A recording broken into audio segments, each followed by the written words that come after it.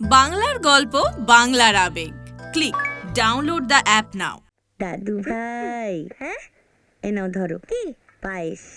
আরে পায়েস পায়েস খেতে তো আমি খুব ভালোবাসি গো।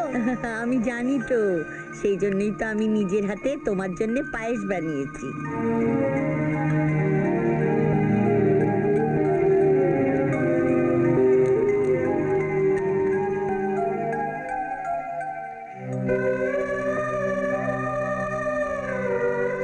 জানো দিদা, আমার বাবা ওরা পায়েস খেতে খুব ভালোবাসে। জানি তো। কিন্তু তুমি কি করে জানলে? ওই যে তুমি বললে তাই। ও আচ্ছা দাদু ভাই, আমি যদি তোমার বাবার জন্য একটু পায়েস দিই, তুমি নিয়ে যাবে তো? হ্যাঁ, ও এই নাও ধরো। এবার তাহলে আমি আসি। এসো, আবার এসো। হ্যাঁ ঝিলিক মা, ওকে একটু পৌঁছে দিয়ে আয় না। চলো।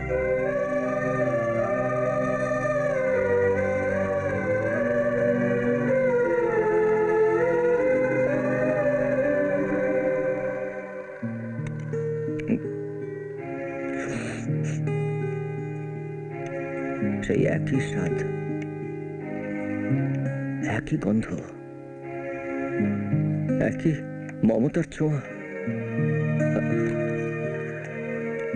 বিট্টু, এই পায়েস তোকে কে দিল বিট্টু? আশ্রমে সেই নতুন দিদা। নতুন দিদা? তার মানে কি মা এখানে কি করে আসবেন? মা তো বাড়িতে। না নন্দা, এটা এটা মার হাতে রান্না। একই রান্না দুজনের হতেই পারে। নন্দা, নন্দা, আমি ছোটবেলা থেকে মার হাতের রান্নার এই পায়েস খেয়েছি। এত বড় ভুল আমার হতে পারে না। মা মা আছেন, মা এসছেন। তুমি ধরো, আমি আসছি। শোনো, আমি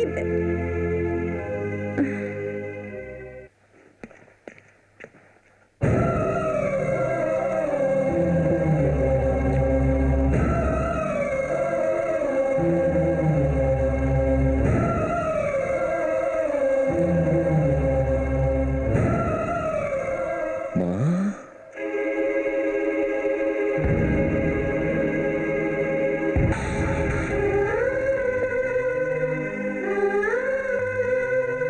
অর্জুন,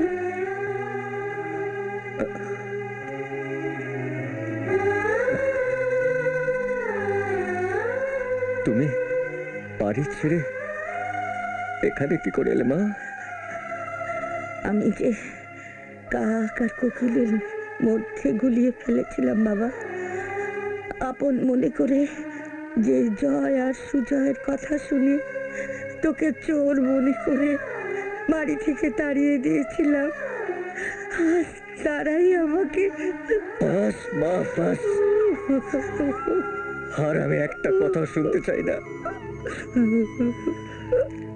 মা। কেঁদো না মা, কেঁদো না। তুমি জানো যে আমি তোমার চোখের জল আমি সহ্য করতে পারি না মা। আমি দূরে কোথায়? হে তো আমি তোমার কাছে মা।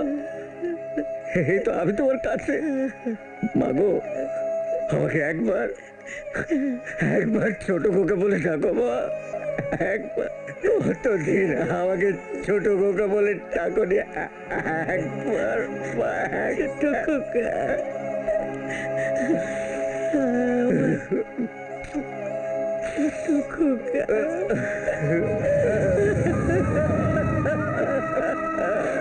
মা, মা, আমি কোনো অন্যায় করলে না মা।